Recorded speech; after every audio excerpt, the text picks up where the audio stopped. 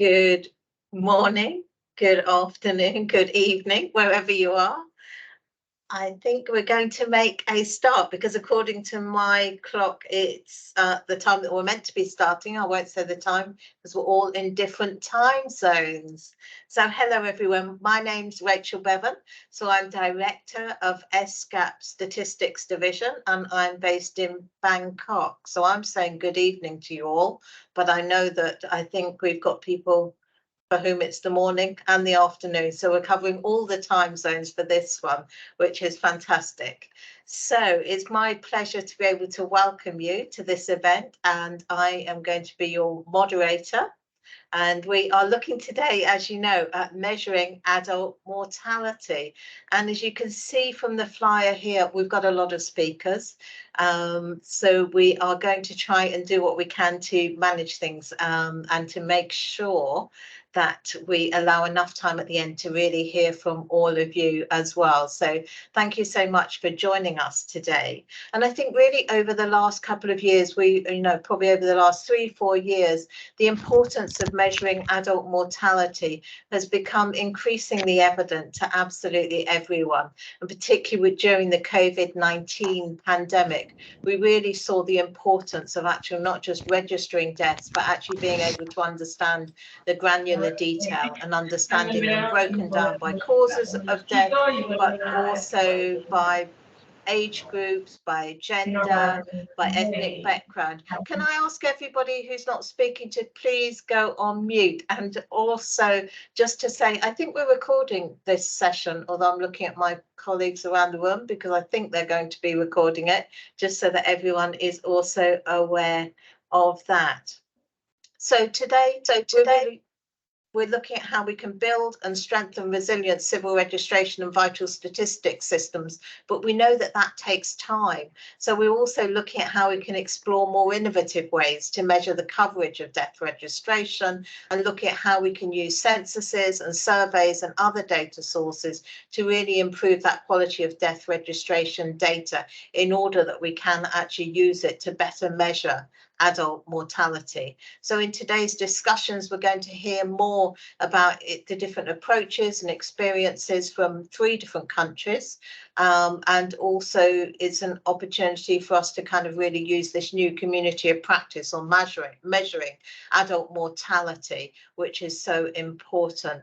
So I know that we've got lots of different presentations, but we will also try to make sure we allow enough time as well for you all to not just ask questions, but also maybe to add your own comments. Can I also encourage people as well, as we go through and as you're listening, please do feel free to use the chat function, as people are already, which is fantastic. Please put in there where you're from. That's always great for us to know. Also, as you're listening to the presentations, if you want to ask questions, please do put them in the chat function so that we can kind of gather those as we go through, and we will be monitoring that. And it really also helps to kind of keep the event interactive. So we've got a lot of presentations to get through, so I'm not going to take any more of your valuable time, and I'm going to straight away pass over to John Wilmoth, the Director of UN Population Division, who's going to provide some opening remarks. So over to you, John. Thank you very much. Thank you, Rachel. And yes, in an effort to move this along, let me welcome all of you this morning, this afternoon, this evening, wherever you may be. As Rachel said, I'm John Wilmoth, the Director of the Population Division of the United Nations in the Department of Economic and Social Affairs. And I'm honored to give the opening remarks for this webinar on measuring coverage of death registration, innovative approaches with surveys and censuses. At the heart of our discussion today is the understanding that accurate and comprehensive information on levels and trends in population mortality is not just a set of numbers. It is the foundation upon which nations can build robust policies, strategies, and actions to improve the quality of life of their citizens. The 2030 Agenda for Sustainable Development emphasizes the pivotal role of data for measuring progress. Moreover, given the commitment to leaving no one behind, the granularity, accuracy, and timeliness of our data become more and more critical. The recent COVID-19 pandemic, which affected every corner of the globe, underscored the urgency of this topic. It starkly highlighted the persistent and glaring gaps in the global civil registration and vital statistics system. And yes, we should think of it as a global system. We saw the enormous gaps in coverage and completeness of the global system. And the pandemic, could you please mute if you have your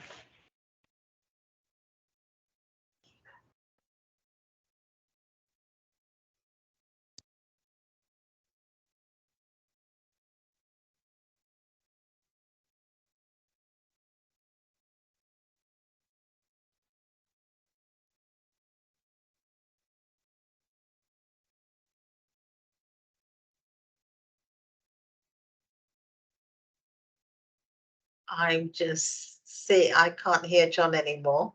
I'm hoping he's just going to come back to us shortly.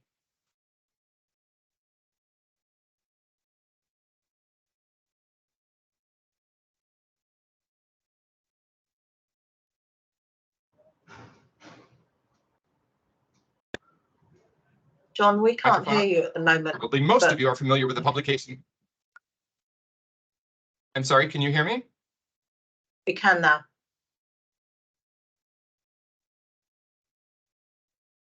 You cannot hear me. I can hear you now. No. Yeah, I can hear you now. John, you were absent for like 1 minute. What was I saying at that at that point?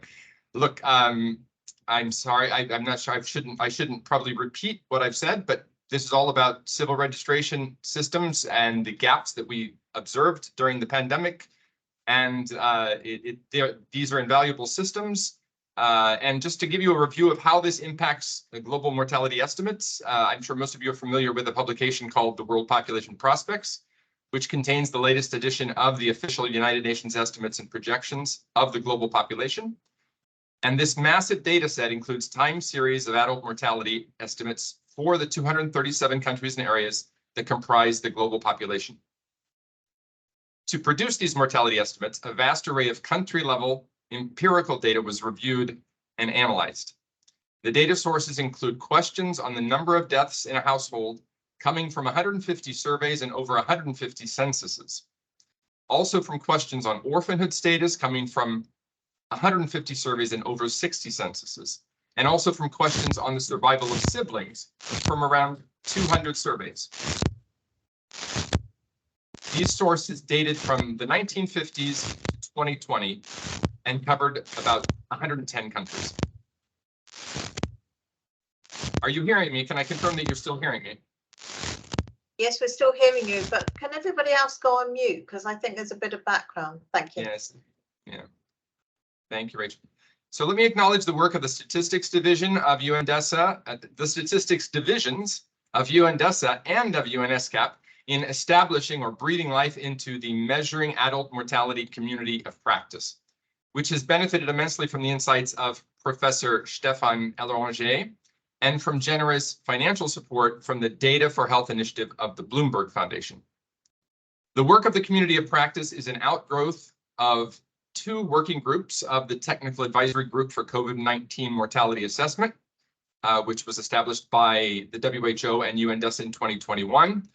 One working group focused on the use of civil registration and vital statistics systems to measure excess mortality associated with COVID-19, and the other, for the same purpose, focused on methods of measuring adult mortality using censuses and surveys. As many of you know, Professor Elranger has led the working group on censuses and surveys of the COVID advisory group, which brought together diverse communities of professionals from governments, academia, international organizations, civil society, and elsewhere. The working group brought together communities that often work separately and in silos. Their fruitful interactions were an inspiration and a starting point for the community of practice on measuring adult mortality. In that spirit, the collective effort of this community of practice is not merely about refining methodologies or improving data collection techniques. It's also about fostering a global community dedicated to sharing knowledge, best practices, and innovative strategies. A community that recognizes that each life that comes to an end needs to be counted because each life matters. In today's session, we will take a deep dive into the ways that innovative methods of mortality estimation using censuses and surveys can provide insights into the completeness of a death registration system, providing a basis for calculating corrected estimates and contributing to the long-run goal of counting all deaths. I am confident that your insights will enrich our understanding and reconfirm our collective commitment to this work. Thank you very much. Thank you so much, John, and really great to have that kind of reminder of how the work fits together. So without any kind of further ado, I'm going to pass on to our next speaker. So first of all, we're going to hear from Dr. Jenny Garcia Arias, who is a specialist in mortality and causes of death analysis analysis with imperfect statistics, and she's currently a Marie Sklodowska-Curie Fellow at the French National Institute of Demographic Studies, and she's also a member of the UNDESA WHO Technical Advisory Group on COVID-19 mortality assessment, and we know that group has done such important work over the last few years. She's also carried out a lot of extensive research experience in estimating mortality in the context of crisis and incomplete data at the national and also subnational level. I'm not going to give full CV bios on everybody because I want to kind of make sure we've got enough time to hear from everyone. So I'm going to pass over to Dr. Jenny, and you've got 15 minutes. Thank you so much. And just to remind everyone else, please keep yourselves on mute, but also please do put questions and any comments in the chat. Thank you. Over to you, Dr. Jenny. Thank you, Rachel, and thank you to the organizers for this invitation. I will focus this presentation on a brief state of the art on the use of self-declared registration questions in surveys and censuses, and some of the factors that need to be considered when phrasing these questions for improving civil registration and vital statistics system. So why do we need to measure completeness on death registration? Well, having complete death counts allows to produce accurate and international comparable vital statistics about mortality, which enables countries to track progress toward global objectives, and guide efforts to develop civil registration systems, and also ensure that population members' rights are enacted. So without timely and complete death records, the electoral rolls and population registry will be outdated, and the impact of pandemics or other crises remain largely unknown in the countries.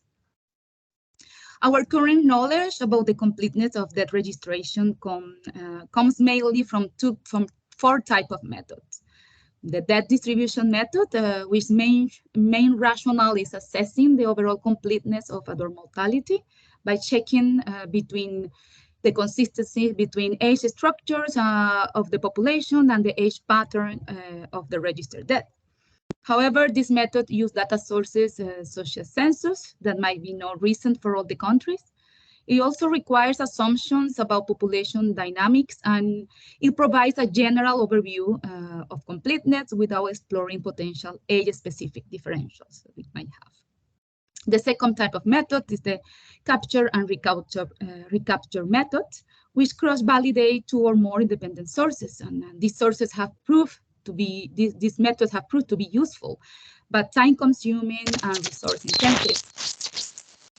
They require independent sources of similar geographic coverage, and they are affected by issues with record linkages. The third type of method is more a usual practice, is to consider specific data sources as reference or golden standards. For example, when relating national estimates to global mortality models. And in this practice, the results might be affected by the modeling assumptions or the potential shortcomings in the reference data. We finally have the Adar-Lopez method, which focuses on regression-based predictions of the level of completeness. Its main limitation is that the method calibrates using model estimates and have issues in settings where adult mortality is higher than expected, even based on the observed under 5 mortality. So another method could be asking relatives of recently departed individuals if the death has been registered. These questions are simple to implement. They can be included in any inquiry about recent deaths, census, or surveys. They enable direct measurements of completeness associated with individuals' demographic or household or geographic characteristics. They can generate data about completeness of registration in recent death, and might also help to track short-term trends in completeness by including some questions in repeated cross-sectional surveys, for example. In addition, in the questionnaires, it's possible to include follow-up questions about reasons for not registering the death, which would be really helpful. So a lot of potential to supplement the other methods to assess mortality registration. Although birth registration is more complete than death registration, questions on birth registration have already gained great importance in large enumeration. Here, I'm showing you in the graph the increasing number of demographic and health surveys in the left and multiple indicator cluster surveys in the right that have incorporated questions about birth registration. So we can see that since the late 90s, the number of DHS with questions on birth registration grew from 2 out of 26 to 45 out of 55. Whereas the mix have added questions on birth registration since their second wave in 2003. Even more, birth registration questions have focused in different stages of the process. So questions might demand the notification of a live birth to the health system or to the act of civil registration. There are even 13 DHS which have added questions on contextual characteristics of the event or the registration process, such as a place of death, the reason for not registering, or the knowledge of the process. However, the vast majority of questions on birth registration have asked about the possession of the birth certificate. And since 1997, 18 DHS and 85 DHS and 18 census added questions on possession of the birth certificate. Equally, the mix have asked about the possession of the birth certificate for children under 5 years of age. So it seems like a missed opportunity not to use a similar approach to generate timely and disaggregated data about the completeness of the registration, especially because these questions on birth registration have been so useful to measure completeness and to track progress towards SDG targets and inequalities that exist still in birth registration. So what have we learned so far, or which are the factors that we need to take into consideration when adding questions on death registration? There are at least 4 factors to consider. So which death are we trying to capture in the question? How do the questions align with the system on civil registration and vital statistics? What is the reference period of this question, and what is the geographical reference? The number of operations, including questions on occurred death, have increased all over the world. However, not all questions target the overall occurred death. In fact, questions about death have taken many forms. Often respondents are asked to state the death that have occurred among members of their household in a recent past. So we can find that in question if any death have occurred in the household as a yes or no question, or questions linked to the number of deaths that have occurred. Sometimes we ask for the list of deaths in the household as related to some demographic characteristic of the death. In other instances, they might be asked to state the list of their siblings, parents, or children who died. And in other cases, only the death caused by specific diseases or conditions are asked to be reported, such as women who die by maternal causes, or focus on specific age groups, such as the number of children under 5 who die.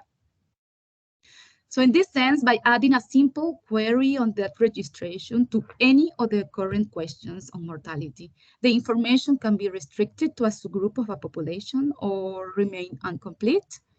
So we know that questions about death registration are likely best suited to be asked about recent household death, because informants are likely involved in the registration process if they live with the person who died. So the recommendation is to focus questions on the registration that can give a more precise snapshot of completeness when follow a detailed list of household death according to specific characteristics and within a specific period of time. The second factor to consider is how do the questions align with the civil registration and vital statistics system. The utility of the registration question greatly depends on whether they are phrased adequately for capturing details about how the registration process operates in a specific country or in a specific context, his legal framework, and his de facto business operations. So despite great efforts, we know that CRVS system continue to be heterogeneous. Vital statistics are often generated from civil registration. However, some countries still rely on their health systems to produce some of the official data. When vital statistics come from civil registration, a question as implemented in the National Family Health Survey in India that we're going to hear later, as was the disease name that registered with the civil authority is enough to assess completeness of the CRVS data. However, when vital statistics come from the health system report, in addition to ask about the act of civil registration, it's necessary to add a question on the notification to the health authority, as it was implemented by the 2005 Nicaraguan census. In any case, if the aim is to assess families' member access to survival rights, another question must target the possession of the death certificate, as it has been the case for the inter-census population survey in 2005 in Indonesia. The third factor to consider is the period of time used as reference. Because of questions on the registration are linked to the questions on occurred death, the reference period is determined by how the question on household death are worded. So far, enumeration have contained different questions. I consider closed period, for example, that occurred from January 1st to December 31st in a given year.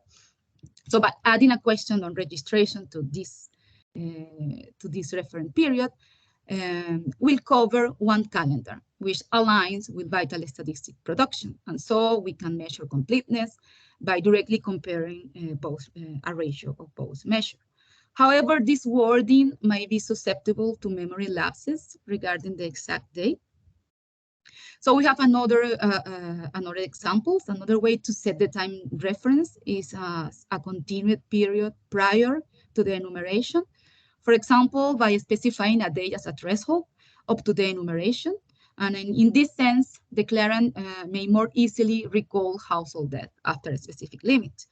The problem of this approach is when the enumeration is conducted over several weeks or months, which leads to variations in the time of exposure among reporting households. So another way to set a continuous time may be using a previous specific period, such as 12 months before the enumeration. And in this way, if the collection date varies, if we have weeks and months to collect the data, the time of exposure remains the same among all the reported households. However, completeness may not be comparable to yearly vital statistic assessment, and we need to keep this in mind. The fourth factor is the geographical reference. Questions on the registration might geographically identify heterogeneous scenarios of completeness. So we could potentially identify urban versus rural completeness, or capital cities versus small towns, regions, or departments, etc. However, a death can be linked to three possible geographical references: the place of occurrence of the death, a place of usual or permanent residency, and a place of registration. And in virtually every country, there is a legal framework in place to regulate the geographical unit where registration should occur. So when a death registration is limited to a specific geographical unit, a household might be located in an area that is different from the place of the legal registration. So in this sense, questions on the registration should address the specific place of registration in order to geographically assess the CRVS completeness. In summary, questions on the registration are strategically feasible in terms of time and resources, and researchers have found that adding questions on the registration require minimal additional time. with 99% of respondents taking less than 5 minutes to answer all birth and death registration combined. With the information gathered on the demographic characteristic and geographical location of those left behind, successful registration might be achieved in a small pockets of the underserved population. And the bottlenecks that subpopulations are encountering when trying to obtain a death certificate can be identified through a set of questions related to the vital statistic production in each country. Furthermore, this question also enabled to examine the reasons for not registering the event. I would like to finish with pointing out some remarks. Our current knowledge about the completeness of death registration is based mostly on methods that provide highly aggregate views of population and of the progress made. Low and middle income countries have progressively gained experience in measuring birth registration completeness since the late 90s. And there is also experience in adding questions on occurred death in the household. So we are not starting from zero here. And the COVID-19 pandemic has sensitized to the importance of reinforcing the CRBA's capacity for keeping track of health crisis. So in this might have opened a door for the inclusion of death registration questions in surveys and census in our country. Thank you so much for your attention. Thank you so much, Dr. Jenny, for sharing that global perspective. So we're now going to actually move on from the work that you've been sharing about what's going on at the global level to hear some country experiences. So we've got 3 panelists who are going to be sharing some specific insights from their own countries about what they've been doing to incorporate death registration status questions into surveys and censuses. They're going to be sharing their work on data quality, use, and the lessons that they've learned from collecting death registration data. I think we're going to hear from Senegal. We've got Atoumane Fall, the Acting Director for Demographic and Social Statistics in Senegal, who's going to be sharing his perspective. So I'm just going to pass over to you, and you've got 10 minutes. Thank you very much.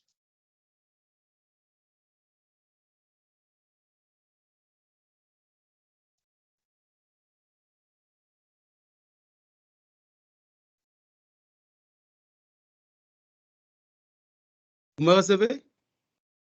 Yes, we can hear you. Crepa, over to you now. Thank you. Okay, merci. Je m'excuse de me présenter en français. J'ai fait l'effort de faire les slides en anglais. Donc, pour ceux qui ne comprennent pas de français, ils pourront suivre les slides que j'ai traduits en anglais. Quand même, je vais présenter l'expérience du Sénégal quant à l'intégration du module enregistrement des décès à l'état civil, ces questions-là dans le recensement et dans les enquêtes. Donc, le premier, voilà le plan de ma présentation.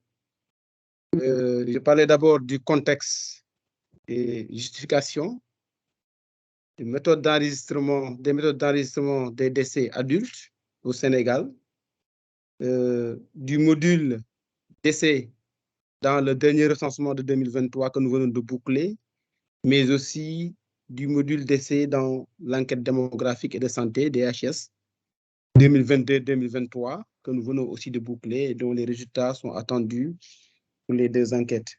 Et enfin, je parlerai de la qualité des données et de l'exhaustivité. Donc, comme vous le savez, dans nos pays en Afrique comme au Sénégal en particulier, l'enregistrement des décès à l'état civil ne fonctionne pas correctement. Ainsi, pour obtenir des données sur les faits d'état civil, notamment celles relatives aux décès, le recours au recensement et aux enquêtes ménage reste la seule alternative. Ces opérations permettent de disposer d'informations sur la mortalité, et il est important de souligner que ces opérations sont souvent entachées d'erreurs, aussi bien de couverture que d'erreurs de contenu, avec notamment des cas d'omission ou de mauvaises déclarations pouvant se produire lors de l'enregistrement de ces systèmes-là. Ainsi, avant toute utilisation de ces données-là, diverses approches sont utilisées, diverses approches méthodologiques pour estimer la mortalité, soit directement, soit indirectement. Ainsi, nous élaborons souvent des tables de mortalité, des tables types de mortalité, des tables de survie, des ascendants. Nous utilisons aussi souvent la méthode des frères et sœurs pour un peu approcher la mortalité dans le cadre de ces opérations-là. Donc, pour ce qui est de la méthode d'enregistrement des décès adultes, donc, compte tenu donc de l'importance des faits d'état civil dans la connaissance de l'état et de la structure de la dynamique de la population, les enquêtes démographiques et le recensement tiennent donc de plus en plus compte de ces problématiques-là en intégrant des modules ou des variables dans leur questionnaire. Donc, pour ce qui est du recensement général de la population et de l'habitat, donc des informations sont collectées lors du dénombrement sur les décès dans les ménages au cours des 12 derniers mois. Nous collectons aussi la déclaration de décès à l'état civil, toujours dans ces recensements, mais aussi nous collectons la survie des parents biologiques. Pour ce qui est du recensement de 2023, le 5e du genre pour le Sénégal, nous avons aussi intégré une question pour voir est-ce que si le parent est en vie, est-ce que ce parent-là vit toujours dans le ménage, oui ou non. Ça, c'est une innovation qu'on a ajoutée. On a aussi ajouté les causes de décès. Les causes de décès, c'est-à-dire la cause déclarée. Donc, ce n'est pas une question scientifique, mais on s'en tient à la déclaration de l'enquêté. Et ces causes-là ont été ajoutées dans le recensement de 2023. Donc, généralement, les problèmes liés à l'exhaustivité des données collectées et leur exactitude résident dans les omissions, parfois très importantes de décès. Souvent, on constate que les décès ne sont pas déclarés, totalement déclarés au niveau des recensements. Il y a aussi la mauvaise déclaration de l'âge. Donc, nous sommes confrontés donc à des données sur la déclaration de l'âge. Les âges ne sont pas correctement déclarés. Souvent, donc, lors de l'évaluation de la qualité des données, ce sont des problèmes que nous constatons, surtout par rapport à l'âge au décès. Il y a aussi la prise en compte à tort dans les déclarations des répondants des décès survenus hors de l'intervalle de temps des 12 derniers mois précédant le dénombrement, ou par exemple l'inverse. Donc, souvent, donc, la période de référence, souvent, on sort souvent de la période de référence dans le cadre de la collecte des données sur les décès. Et ça, c'est des problèmes qui entachent un peu la qualité des données de recensement. Les indicateurs de mortalité donc obtenus de manière directe n'étant toujours pas fiables, l'analyse commence toujours dans nos enquêtes. Donc, après avoir fait nos enquêtes et recensements, avant l'exploitation des données pour en faire des analyses, nous commençons toujours par évaluer la qualité des données observées avant le calcul des indicateurs classiques de la mortalité. Donc, l'appréciation de l'ampleur des omissions des décès, de la mauvaise déclaration de l'âge, sur leur impact sur le niveau et la structure de la mortalité se fait à l'aide donc de cette évaluation. À l'issue donc de cette phase d'évaluation, il sera plus facile de juger de la nécessité ou non de recourir aux méthodes d'estimation indirecte. Donc, je crois que pour le recensement de 2013, c'est ce qui a été fait. Et avant donc pour rédiger donc le chapitre mortalité, il a fallu faire recours aux méthodes indirectes pour calculer les indicateurs de mortalité. C'est ce qui a été fait pour 2013.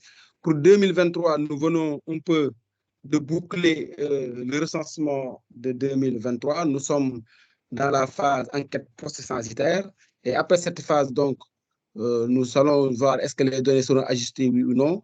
Une fois la base stabilisée, nous allons procéder de la même manière comme en 2023, c'est-à-dire en procédant à l'évaluation des données.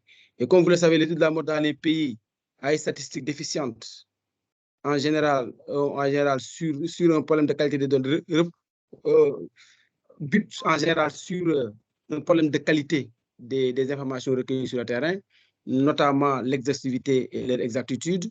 Donc, comme je l'ai dit tout à l'heure, donc il y a les problèmes d'omission, parfois très importants de décès, surtout chez les jeunes enfants. Bon, pour la mortalité adulte,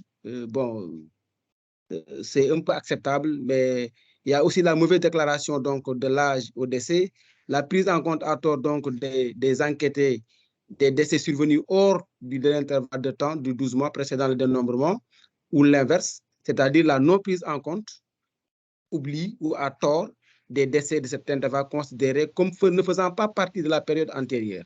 C'est ce qu'on appelle souvent les effets de télescopage qui ont vraiment des impacts sur la qualité des données. Et si donc les indicateurs obtenus de manière directe ne sont pas toujours fiables, c'est pour cette raison que l'analyse commence par donc une évaluation de la qualité des données observées pour calculer les indicateurs classiques de la mortalité générale et ceux de la mortalité des enfants.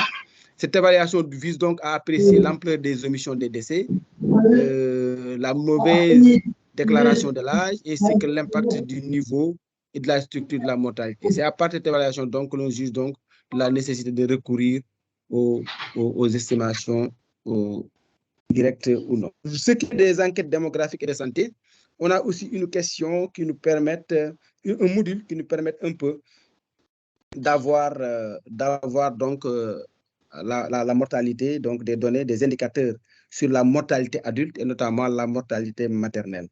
Donc, à travers donc la collecte des données sur la survie des frères et sœurs. Cette méthode d'estimation utilise les âges déclarés au décès et le nombre d'années écoulées depuis le décès des frères et sœurs des enquêtés. C'est ce que nous faisons pour les EDS. Et comme je l'ai dit tout à l'heure, nous venons aussi de terminer les enquêtes EDS et les résultats préliminaires vont sortir peut-être au cours du prochain mois.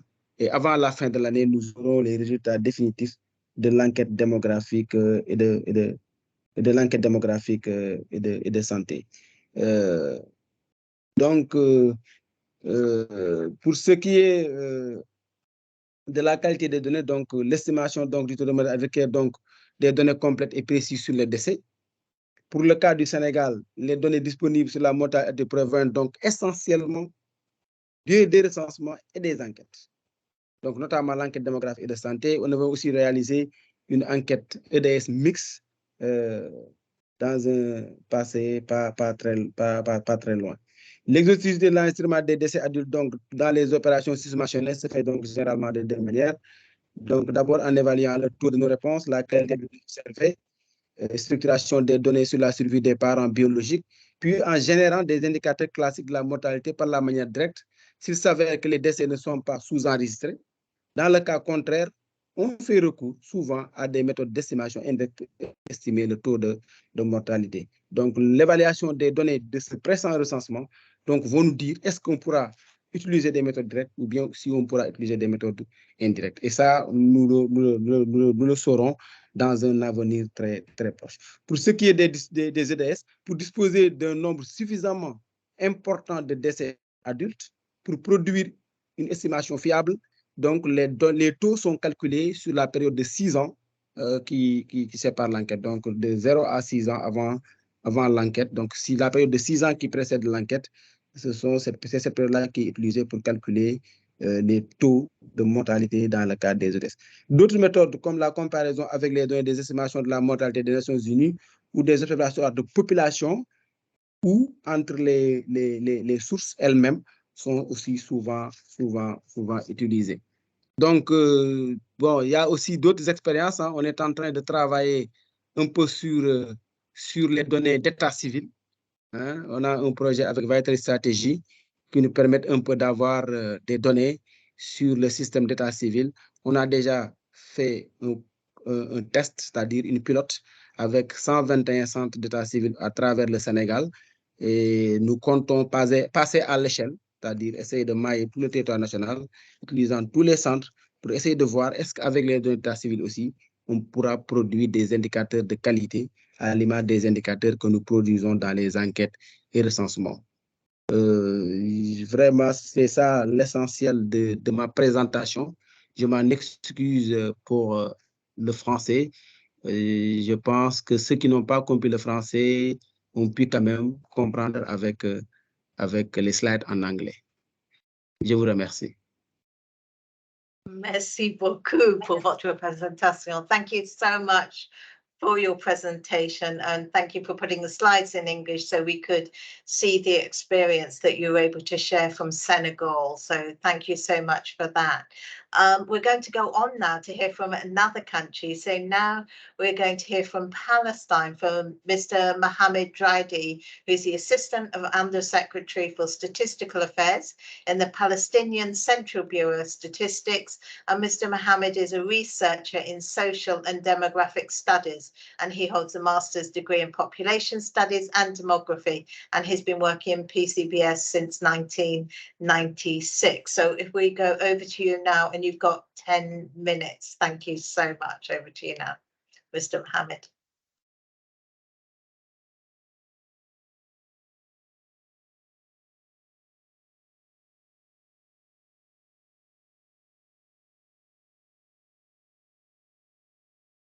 So if we go over to you, Mr. Mohammed, you can speak now for 10 minutes if you want to unmute yourself. Okay. Thank you. Thank you. Thank you. Good morning or good afternoon, depending to your country time. It's my pleasure to be with you today in this webinar to present Palestinian experience about collecting the mortality data from different sources, especially by using the death model in census. As we know, there are three sources to collect the data about the vital events. The first one from the administrative records, where we have in Palestine two ministries collecting the data on death, which are Ministry of Interior and Ministry of Health.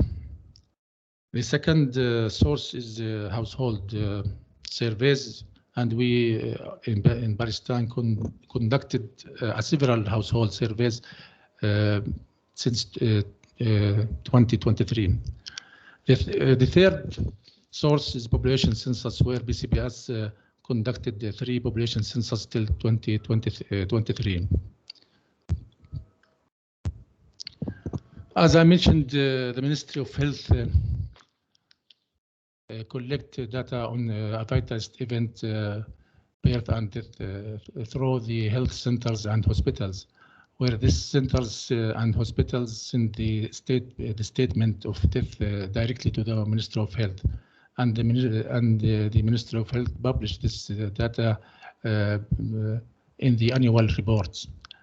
While the situation in Ministry of Interior is different, where the related persons, I mean the first degree relatives, themselves register vital events in the Ministry of Interior within the population register to obtain a death or the birth certificate. Therefore, there is a shortage or incomplete of death registration. For this reason, there is a project to link all the health centers and hospitals directly with Ministry of Health and Ministry of Interior, which has not been completed, and I hope it will be completed in the next year.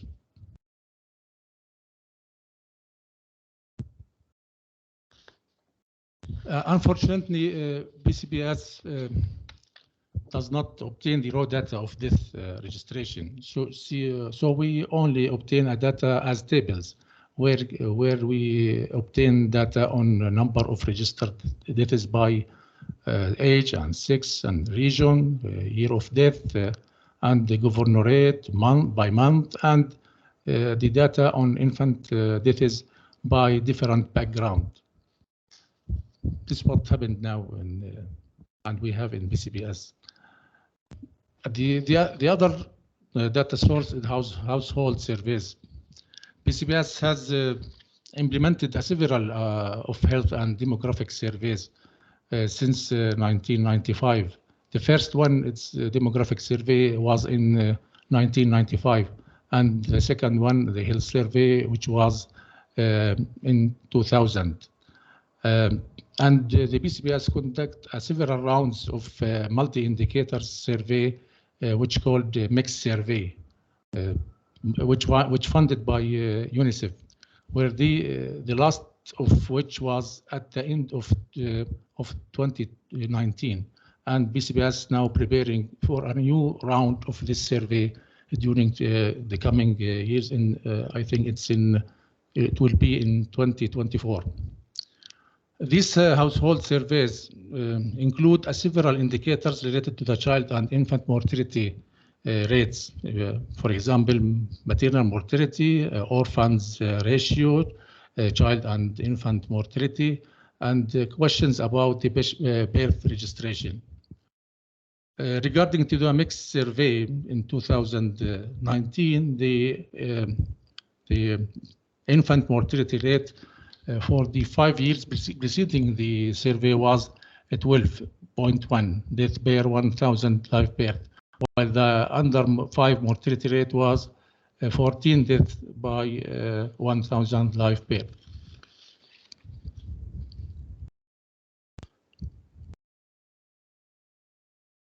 The third source is census. BCBS conducted 3 population censuses in years 1997 to 2007, and the last one was in 2017, where we used the GIS and tablets during the data collection from the field. In the last census in 2017, there was a special module or form about the death in households. This questionnaire included several questions on the number of deaths happened in one of the family member during the 12th month before the census. We asked information about the name, the relation to the head of household, the sex, the age at death, marital status, special, and there is a special form about the maternal mortality for every married woman aged 14 to 54 years, if she was pregnant or if the death happened during the getting the birth or during the 42 after the child birth, and the last question about if the death happened by accident.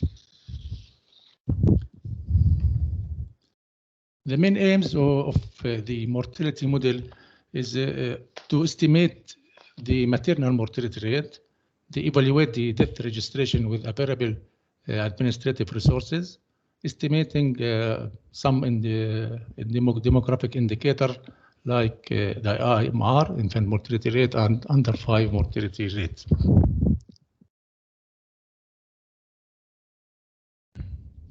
Again, this is the form which we used about the deaths. We ask if there are any death case or one of the household member during the past 12 months before the reference period. If yes, we complete the form, and if no, we will skip to another part. If yes, we put the number of cases we have, maybe it's 1 or 2 or 3 or what else. We ask about the name, the relation to the head of household, the sex, the age at the time of death. We have a good question about a death certificate was obtained or not, which this question is very good to evaluate the registration system. So we found about 10% of deaths don't register.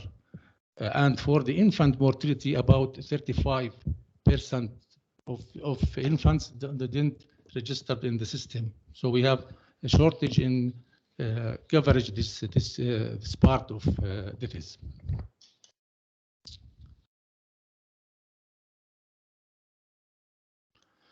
This is the result we have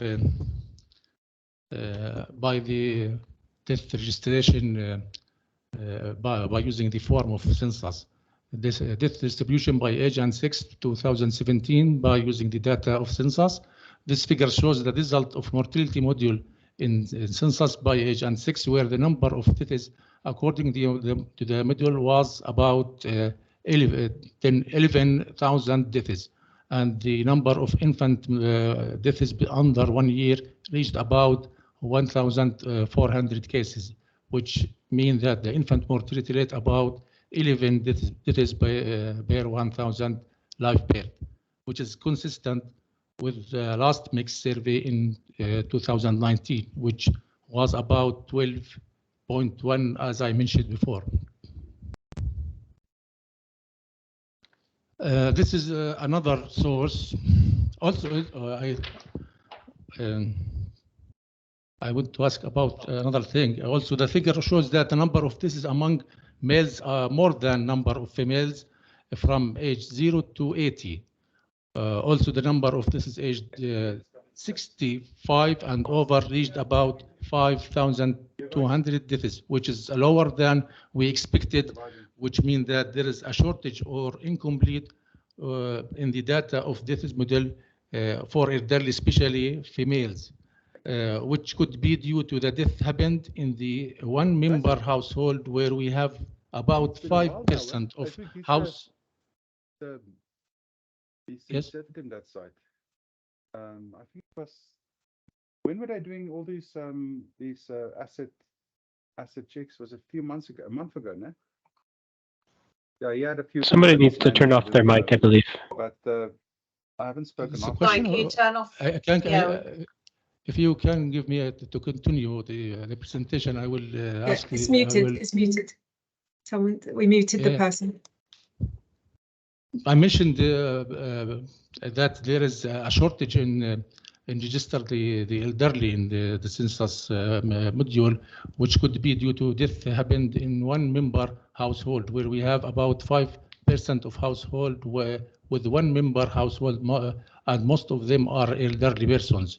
In additional to a death happened in collective household or nursing homes, which were not covered in the death form in census.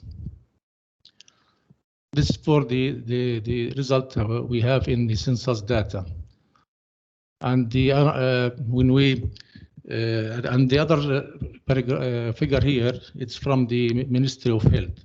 This figure shows the death distribution by age and sex from the data coming from Ministry of Health, where the number of deaths about 12,000 deaths, and the number of infant deaths under the 1 year about 1,340 cases, which infant mortality rate about 10.5 deaths per 1,000 live birth, which also consistent or closed with the last mix in 2019 and the data coming from the death models. Yani there is a very good data we have for the infant mortality rate between two sources and compared with the mixed survey we have before.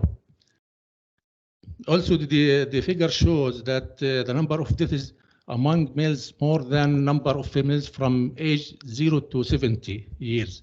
And the number of deaths aged 65 and over reached about 6,500 deaths, which is more than we have when we had in the census module, which confirmed and agreed with the previous conclusion about the lack of or incomplete data in death in the census module.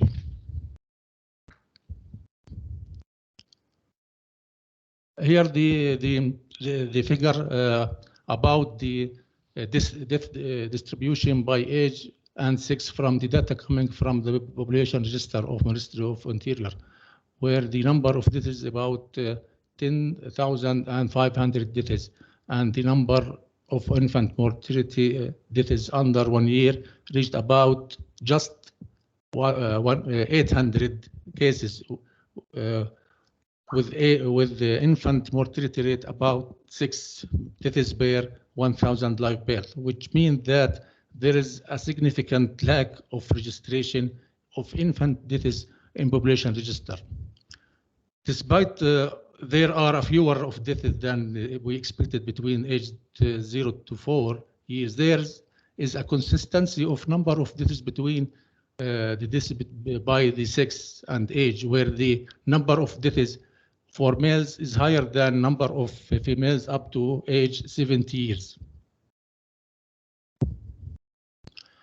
This is the figure shows the three sources of death by age by Ministry of Health and the mortality module in census and the population register. As there appear, there's a consistency between the census model and the deaths data in the Ministry of Health. till age 70 years, as there is a clear that there is a shortage registration in the infant deaths in the population register about 40%. We calculate that there is about 40% shortage in the data of register compared with the data we have from the census. Also, according to the census data, about 35 of infant deaths, their families reported that they did not register this death in the population register.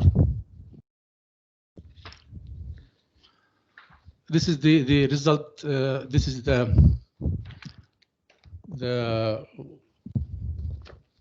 report about this by sources. Here we can see the what called summary of result we have from the three sources.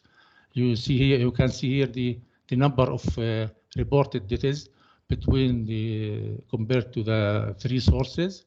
We have in the Ministry of Health data about 12,000, where we can see the infant mortality rate in the census is the highest, about 1,400, and the total number of reported under 5 mortality rate about 1,600.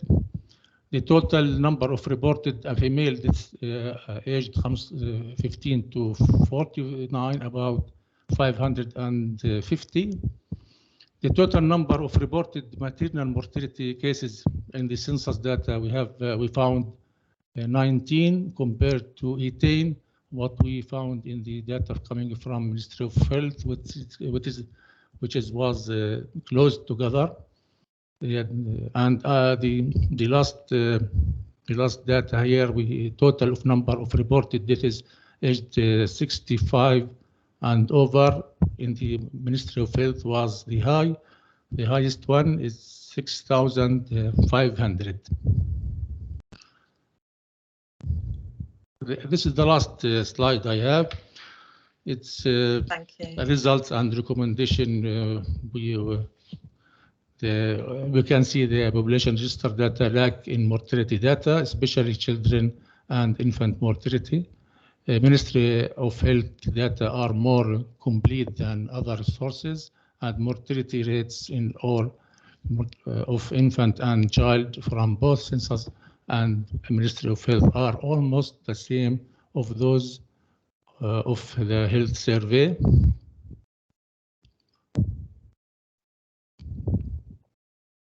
The census data lack the registration of mortality of older or elderly ages because some of those cases are living alone. They were living in one member household or died in collective households.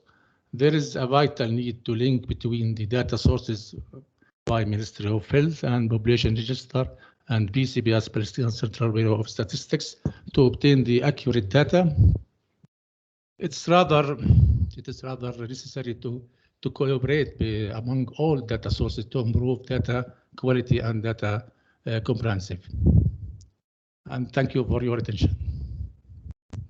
Thank you so much, Mr. Mohammed. And I know that we're running short of time, so we're going to go straight on to the next speaker. But could I ask you, Mr. Mohammed, as well, perhaps you could look at the chat, because there were a number of questions that have come up specifically about what you were sharing.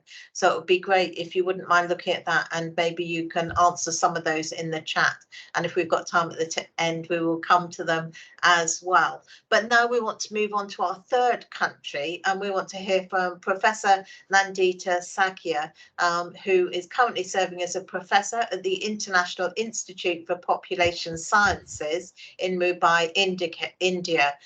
And she has been doing a lot of work in this field and has a long esteemed history of working with lots of different institutions and indeed publishing lots of work in this particular area. So I just want to pass over to you to give you as much time as possible, Professor Nandita, if I can pass over to you now. And we've got around maybe 10 minutes. Thank you very much. Over to you. Thank you, Raquel. Am I audible? Yes, you Good are. morning. Thank you. Good morning, good afternoon, good evening to all UN office bearers, my distinguished panelists and distinguished audience here. I really appreciate that UN organizations are organizing such crucial webinar, and also thank for inviting me to present my talk. I'll be speaking on debt registration coverage for population subgroups of India, findings from nationally representative survey, and a mobile phone-based survey. So of course, to this group, we don't need to reiterate the importance of civil registration system data on debt registration. It is needed for healthcare planning, resource allocation, policy making, not only at national level, but also at disaggregated level. It gives the legal rights because it is linked to that such BOT or debt registration certificate is linked to nationality and also property inheritance. And pandemic like COVID-19 has further encouraged to work more on debt registration. And also we know that SDG indicator calls for 100% BOT and debt registration system, debt registration by 2030. So what is the status of civil registration system in India? India has actually a number of sources of mortality data, but the main official statistics for mortality is still sample registration system. CRS exists simultaneously. The number of registered deaths went up from 7.64 million deaths in 2019 to 8.12 million deaths in 2020, which is an increase of 6.3%. And according to Office of Registrar General India's 2021 report, that debt registration in India has increased 92% in 2019 from 85% to in 2018. In 1 year, it shows like a quite jump. However, when they're estimating the debt registration percent, this denominator, which is shown in the bracket, is actually an estimated number of deaths rather than counting each and every debt. So it is a bit debatable. A simple analysis of civil registration system data shows that there is a very wide variation by state and by age and sex. However, the actual magnitude of under-registration is very difficult to get from civil registration system data itself. Of course, we do through different indirect models, debt distribution and so on. But it is always good to examine this under-registration from independent sources. And here in my talk, I am going to present the disparity in debt registration in India by districts and socioeconomic characteristics. I will be using two sets of data. One is nationally representative survey, that is National Family Health Survey, synonymous of DHS 2019-2021, and where a number of deaths are asked 3 years prior to the survey. And as you see in the screen, there is a question on that whether a died person has been registered or not. And India, the sample is, the number of death sample is quite big, like 84,390.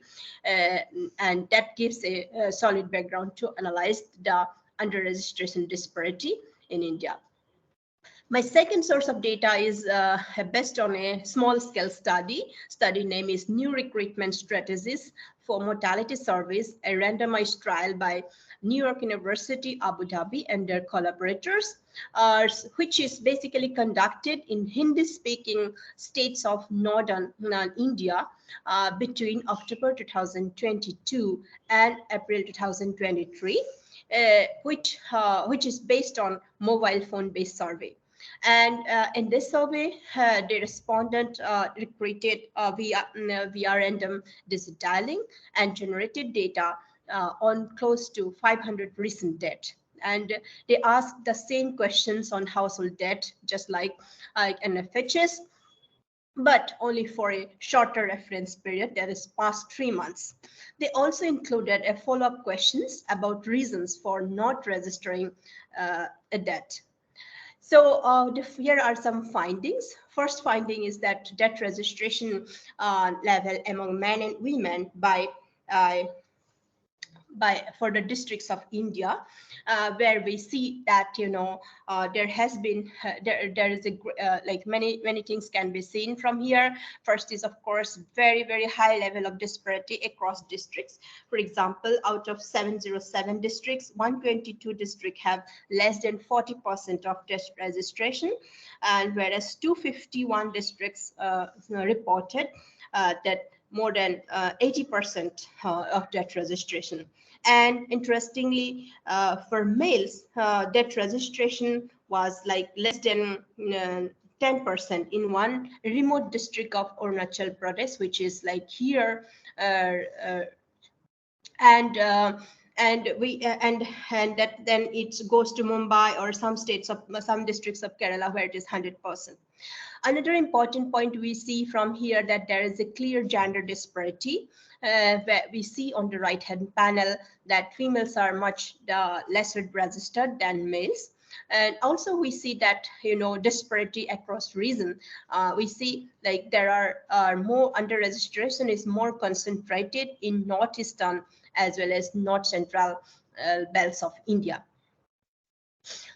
This graph shows the percent of debt registration level by demographic and socioeconomic characteristics of deceased and household. Here, since age and sex is available for the deceased person, we can analyze the debt registration for them, and many household characters like wealth index, head of the household's education, and caste, religion, etc. we are presenting here, and we see that there is a great disparity again across by age. For example, for the youngest age group, the debt registration is only 35%, whereas in the middle aged it goes about 80%. And we see that male and female difference 75% versus 66%, and we see there is a clear gradient, socioeconomic gradient, when we present by wealth index and so on. Some variables like nuclear or non-nuclear family and so on are not so important.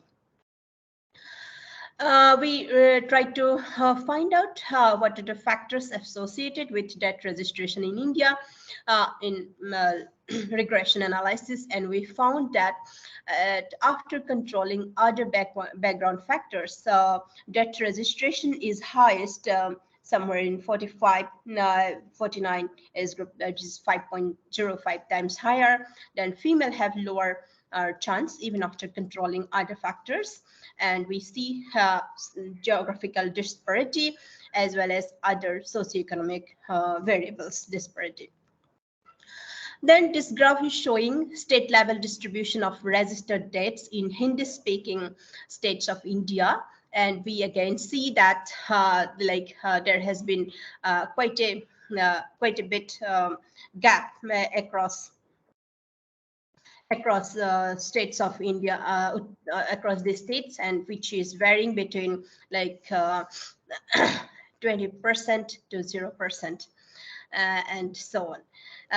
Actually, these states are already, these states are already from the area where I have presented earlier, from the north central area where debt registration is high, and Uttar Pradesh being one of the, this is the most populous states of India, and most of these states are highly populated basically. So we see that here debt registration level is even lower than what is presented in NFHS. Further, this survey has also asked question, what is the reason for registering or not registering, which has been presented here. There are a number of factors coming out, which are showing like lack of like why they are giving. They are saying that they want to comply with law, they want to get government benefits, or they want to avail insurance, or so that government. Very few people said that they are registering because government can count debts, or sometimes to get pension. Basically, if we see, the most of the people were motivated according to the need of the registration. And then if we see that why they were not registered, they also informed that quite a people were unaware about that registration.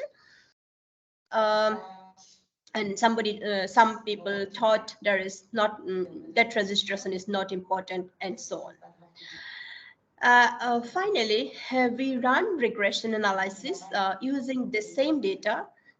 I think there is a background noise.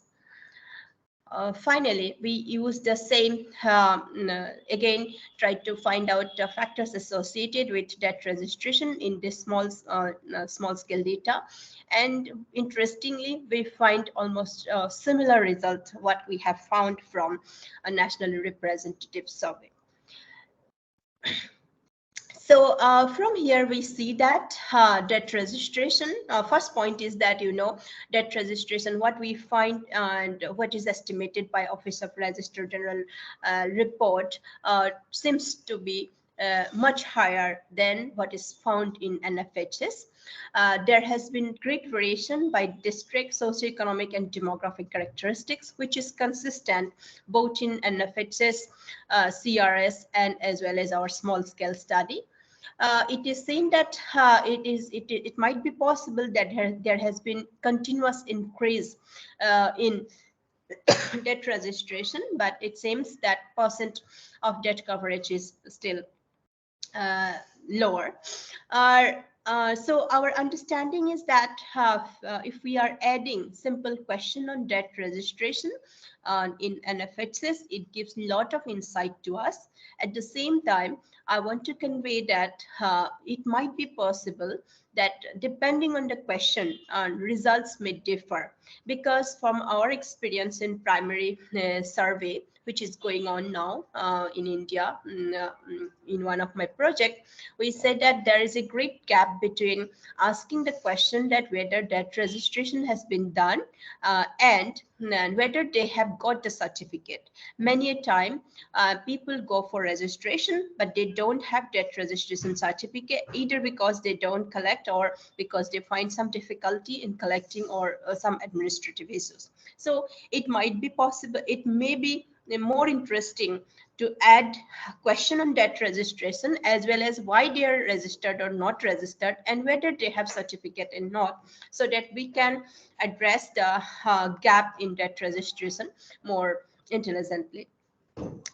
And we see that mobile surveys can be very helpful to get quick updates, because NFHS or DHS kind of survey may not be done in frequent interval or quickly, but mobile-based survey with a better, sampling frame can give more insight, and which might be very consistent, and it has advantage of using lesser time and lesser resources. I have go further one ongoing study on which is done in Maharashtra, Assam and Kerala, both qualitative and quantitative survey. It is almost completed now. Maybe next time I can present findings from those primary survey in detail, and where we are comparing better performing and worse performing state, and also trying to address more marginalized section like tribal population, women and interior place, etc. I would like to thank my co-authors, my PhD student and my colleague, and also to Professor Stephen Ellinger for allowing me to use his data for our co-authored paper.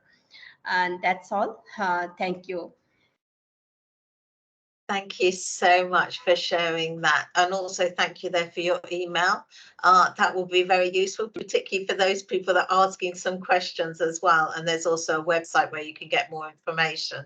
We will be sharing the presentations and making sure that they're available to everyone as well. So before I go on to try to kind of see how much time we've got for discussion questions, first of all, can I ask whether somebody from Lao PDR, are you online? Because I know that you wanted to share some of your experiences as well briefly on your plans to include a question on death registration in your upcoming census. So I don't know if there's anybody online that wants to share about that.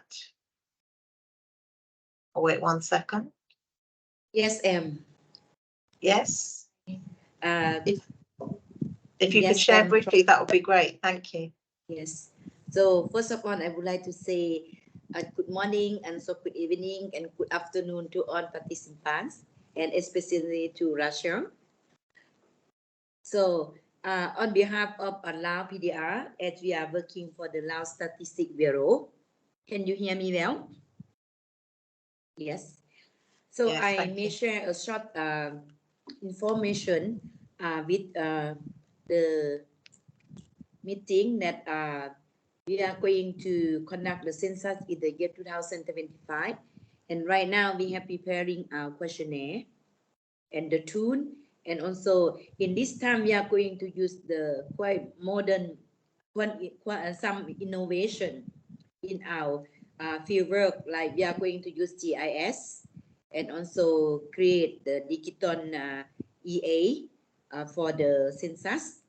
And for the content of the questionnaires, we are going to correct some information that related to adult mortality and also as well as the mortality.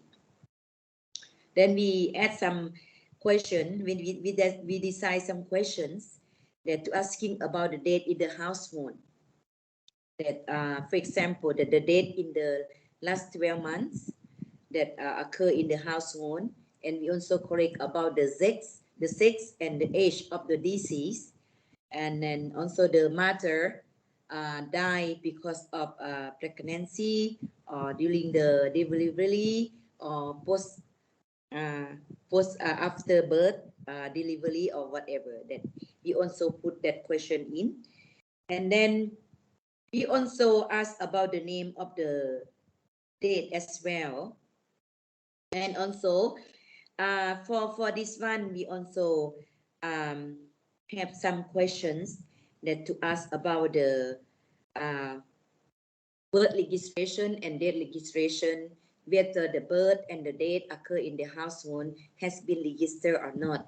This will be our first time to put in because we would like to track whether the registration system in our country has worked, has done well so far. But in the last 3 years, I think that Ministry of Home Affairs, they have the project, and then the project is working on the legislation, vital legislation, and then they only implement in 4 provinces, but not for the whole country yet.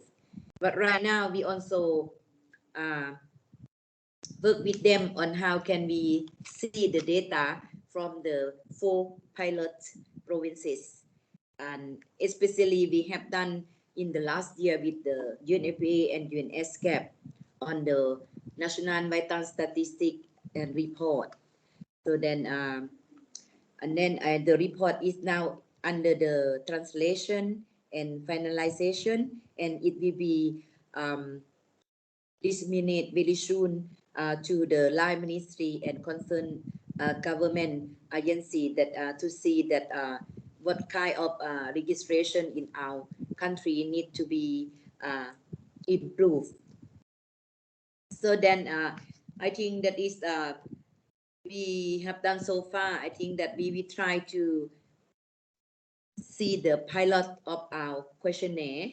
If anything that we have to improve more, I think that we should add something more. And then the consultant on the census will come in the next week to work with us to revise the questionnaire and do the pilot test on the questionnaire as well.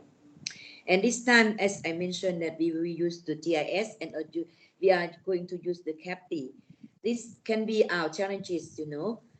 When we are going to use the CAPI, it's quite challenges for the enumerators because we use the enumerator from the villagers as the villagers from the village.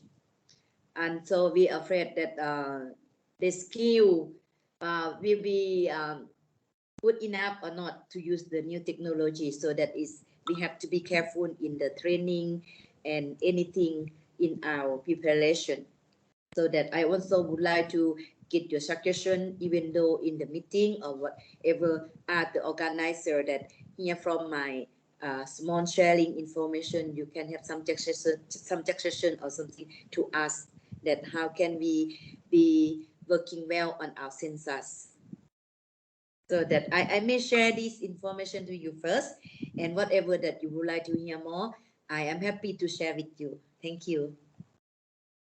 Thank you so much, Madam Thuraka from Laos Statistics Bureau, and we wish you all the best as well with your pilot, and we hope that that goes really well and that you'll be able to get some really useful information from that. We've got about 10 minutes left, and I know that we've promised that we will go to Francesca Groom to give us some closing remarks, but before we do that, I was hoping we could do one quick question to each of the country presenters, but I'm going to have to ask them to just do 1 minute responses, if that's okay. So, and I'm not sure, first of all, if we can go to Senegal, Mr. Mohamed Douradi, I just wondered whether or not you could share really briefly which empirical methods are you using to estimate the completeness of death registration.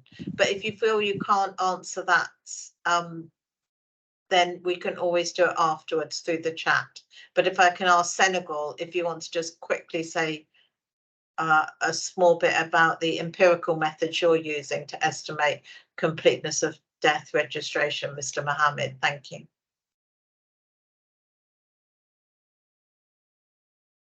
And sorry, I got that completely wrong, didn't I? Because Mohammed, you're sorry, from Palestine is what I meant. Okay, thank you. Sorry.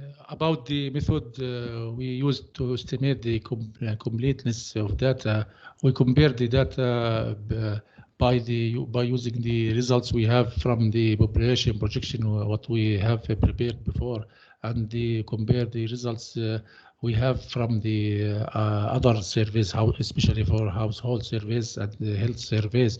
We have the data about the infant mortality rates and the under 5 mortality rates and the registration percentage of registration of the birth. And we have used the other data sources from the administrative records, which we unfortunately we don't have the raw data to compare case by case, but we have ID numbers for the person to link, but we don't have the raw data in Palestine to compare to make this link and to see if the difference between the sources. So we know there is we need more further analysis to see the difference between these sources.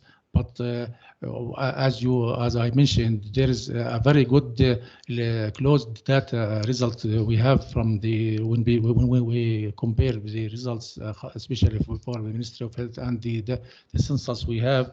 There is very good data, and the case is it's closed together. So I think this is what we did in this issue. Thank you. Thank you so much for sharing experiences from Palestine. And sorry for getting that wrong in the beginning. Maybe also we could go, I know a number of people have been asking in the chat questions about how do you really address the issues of underreporting? And we know that some countries have obviously made good progress in that.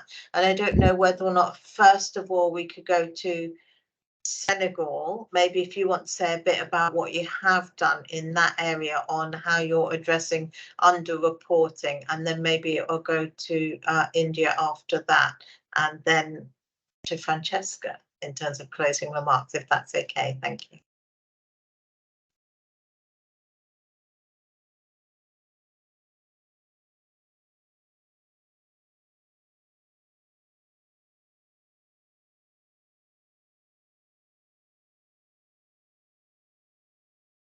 So I don't know if you want to say anything more from Senegal in terms of how are you addressing underreporting of deaths?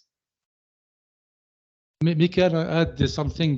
There is a question about did all deaths occurred in the health center facilities. In Pakistan, most than 99% of birth happened in the health centers or hospitals.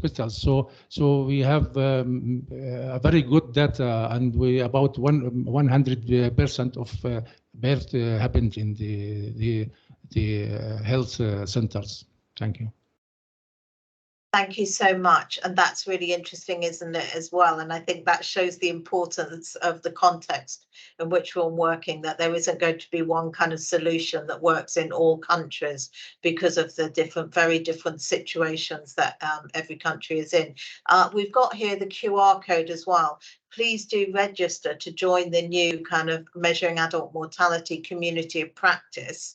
And please also, it would be great to kind of really use that community to share resources, but also so that we can begin to answer some of the questions as well in the chat bar, because I know that we haven't had enough time today to be able to address them all. So huge apologies for that as well, that we never have enough time. We always just get into the first kind of stages and we kind of share things, and there are always so many more questions that we want to ask all of the presenters. The more that they share, the more questions it really raises. But please do carry on kind of adding into the chat if you can kind of answer any of the questions, but also please do make sure you please do join that community of practice.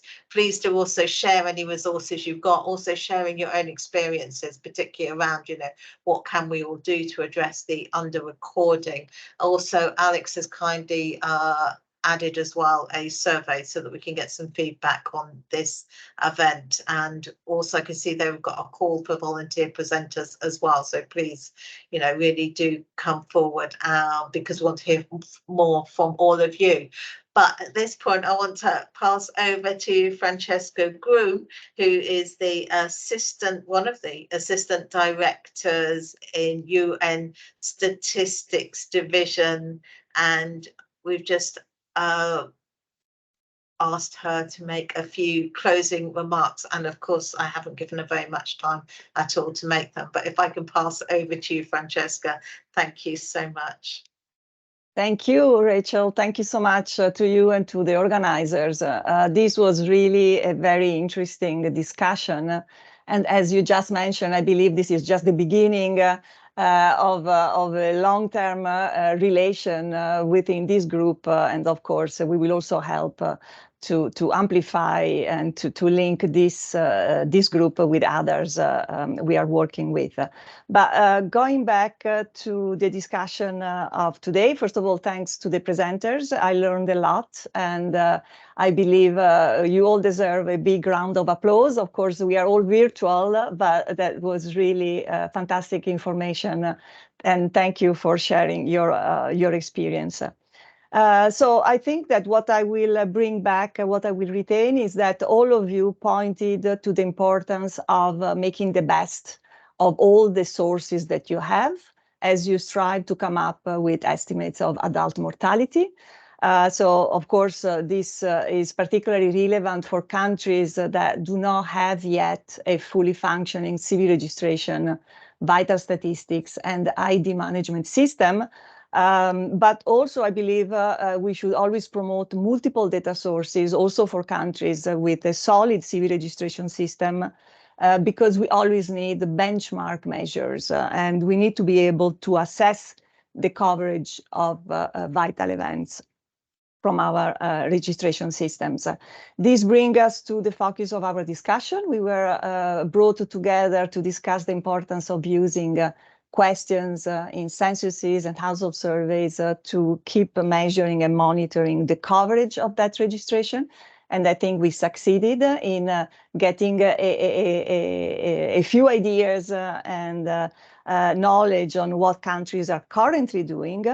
I believe we all understand why this is critically important, why we need to keep monitoring the coverage of that registration. We need that information for improving civil registration and ID management systems.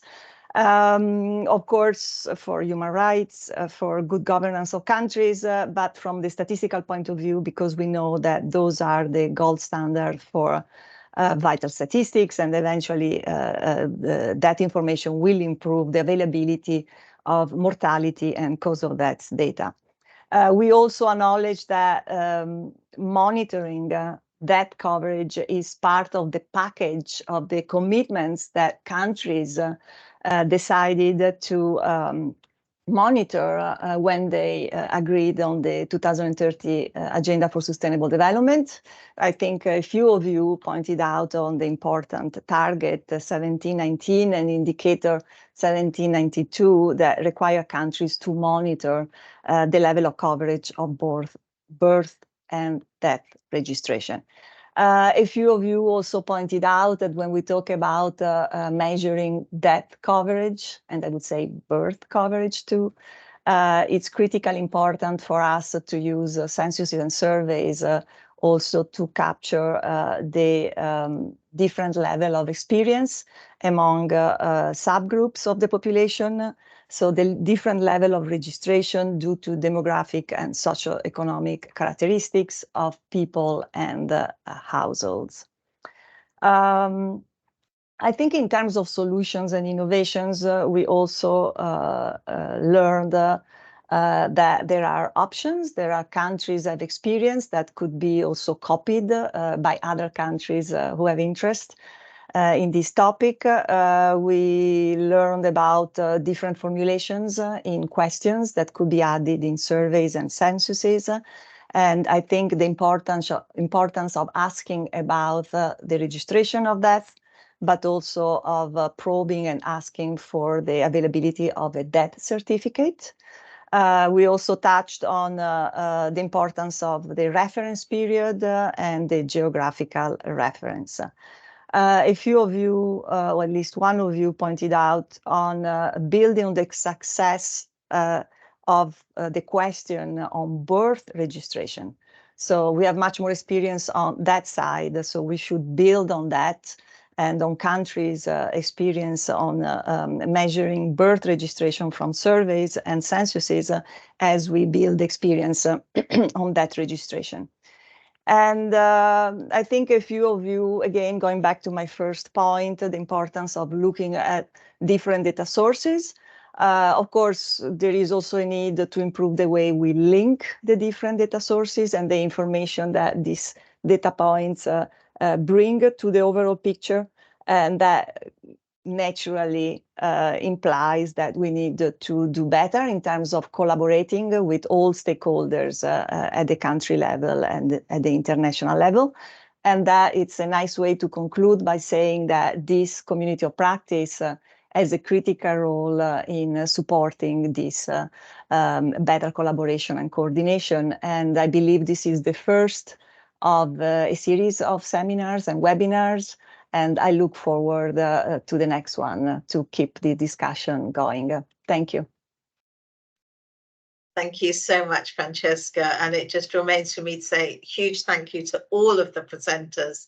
Thank you especially for countries for being willing to kind of share your experiences and your challenges. And it's really so useful, isn't it, to be able to kind of learn from each other and to get some new ideas on what we can do to address these really real challenges that everyone's kind of facing in this area. So huge thank you to all of you, but also thank you as well to all the participants and also to my team who've been organising the event and bringing everyone together.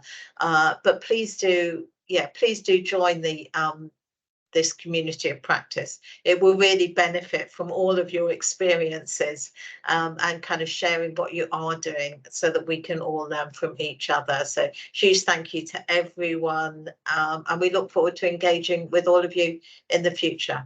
Thanks again, and have a good rest of the day, rest of the evening. Good night. Good afternoon. Thank you. Good night.